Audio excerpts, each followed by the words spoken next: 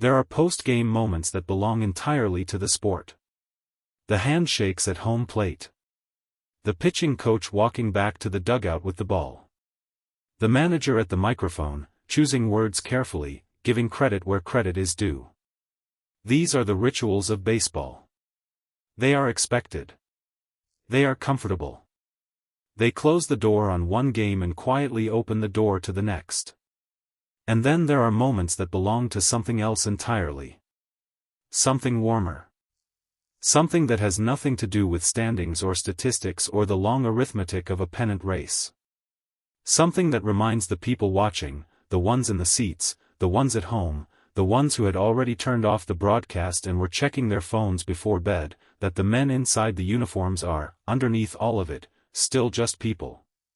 What happened after the Dodgers and Rockies finished their game on that particular evening was that kind of moment. It started with Shohei Ohtani. It ended with an entire visiting clubhouse standing in a hallway they had no scheduled reason to be in, waiting for a turn that nobody had officially organized. And somewhere in the middle of it, a man named Mr. Yatta became, briefly and improbably, the most sought-after presence in the entire ballpark. The final out had been recorded. The Dodgers had won in the way the Dodgers tend to win, through the patient, almost industrial accumulation of good at-bats and well-managed pitching and the general sense that the other team had needed everything to go right and it hadn't quite gone right enough. The Rockies had played hard. That deserved acknowledgement. A Colorado team in the middle of a rebuilding season, facing a Los Angeles roster assembled with championship intentions, had still competed with the particular stubbornness of a group that refused to treat the scoreboard as a foregone conclusion. But the scoreboard was what it was. The handshakes happened. The lineup cards were collected. The umpires walked off the field in the quiet, unhurried way that umpires walk off fields after games that ended without controversy. Inside the Dodgers clubhouse, the rhythms of a post-game evening began assembling themselves. Music. The smell of food.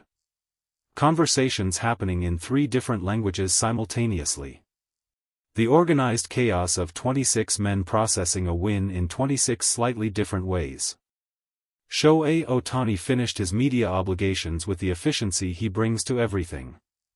Answers given clearly. Nothing wasted. A slight bow at the end, the small gesture that has become so familiar to the reporters who cover him that they no longer remark on it, though none of them have stopped noticing it. And then he said something to Mookie Betts. The exact phrasing, as it passed through the translation and the retelling and the various accounts of people who were nearby, was something close to that. Simple. Casual. The way you'd suggest grabbing food after work to someone you've known long enough that the suggestion needs no elaborate framing. Mookie Betts, who had his own post-game routine and his own obligations and his own version of the organized chaos that fills a clubhouse after a win, looked at Ohtani. He didn't ask why.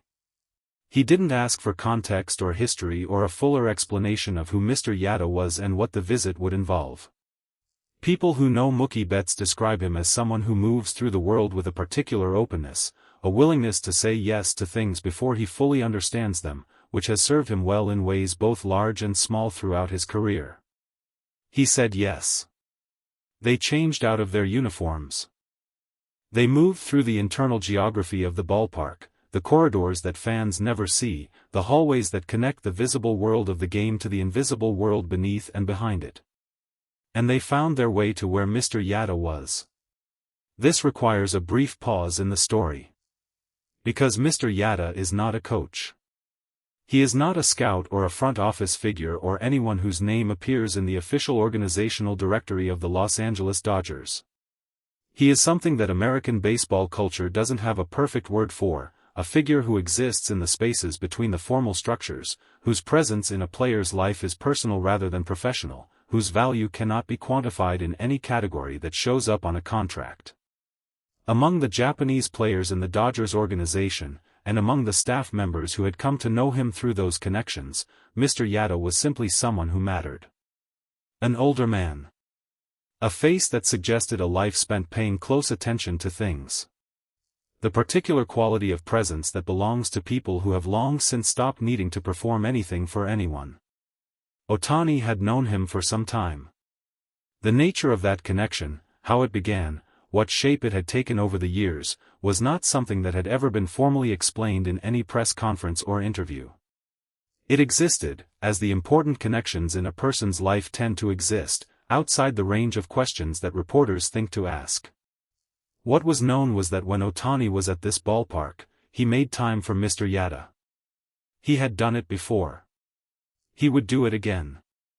Tonight, for reasons that would only become fully clear later, he had brought Mookie Betts.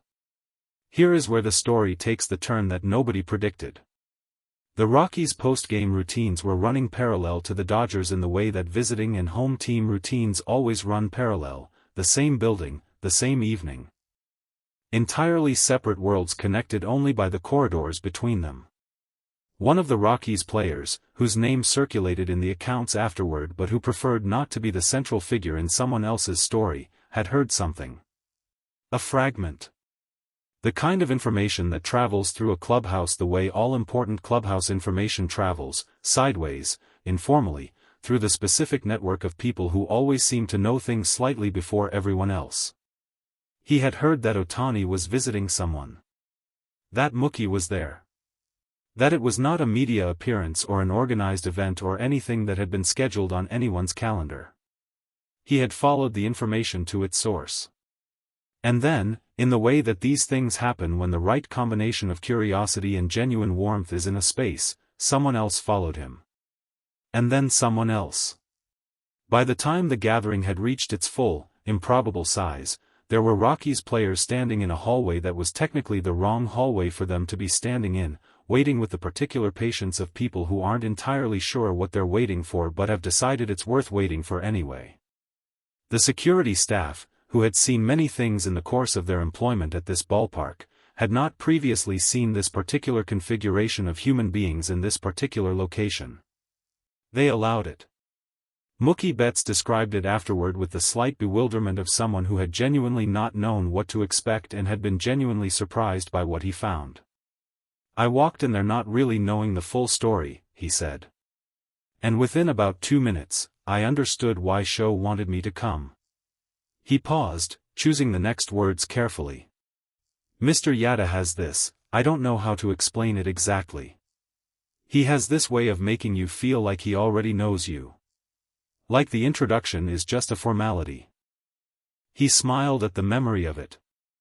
And Sho was he was different in that room.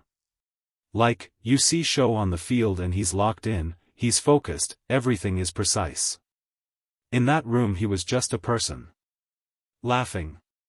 Talking. You could see where some of that calm comes from. The Rockies players who eventually made their way into the room described it in similar terms, each one slightly surprised by their own presence there, each one glad they had followed the information to its source. One of them, speaking to a reporter the following morning with the tentative tone of someone sharing something that felt too personal to fully belong to a sports story, said simply, I've never had a post-game like that. I didn't want to leave. When the media asked Ohtani about it the next day, because of course the story had spread, because of course someone had taken a photograph of the unlikely hallway congregation, because of course an image of Dodgers and Rockies players gathered voluntarily in the same space after a game had generated the kind of attention that images like that generate, his answer was characteristic. Brief. Warm. Slightly amused by the fuss. Mr. Yatta is important to me, he said through the translator. When I have the chance to visit, I visit. I thought Mookie would enjoy meeting him. A reporter asked about the Rockies players. About how that had happened. Ohtani's expression shifted slightly, not quite a smile, but the precursor to one. Baseball people, he said, are curious people. The room laughed. He let it land, then moved on to the next question in the unhurried way he always moves on. The image circulated widely by the following morning. It was not a professionally composed photograph. It had the slightly uneven quality of something taken on a phone by someone who was also trying to be present in the moment they were documenting. The lighting was the practical, unflattering lighting of a corridor that was never designed to be photographed. But the faces in it were clear. Ohtani. Bets. Mr. Yatta at the center of it, smaller than the athletes surrounding him, wearing the particular expression of someone who finds the attention mildly unnecessary but is too gracious to say so. And around them, in the informal arrangement of people who had arrived without a plan and stayed longer than they intended, a handful of Colorado Rockies. Opponents by profession. Something else, for one evening, by choice. The photograph didn't need a caption. It explained itself.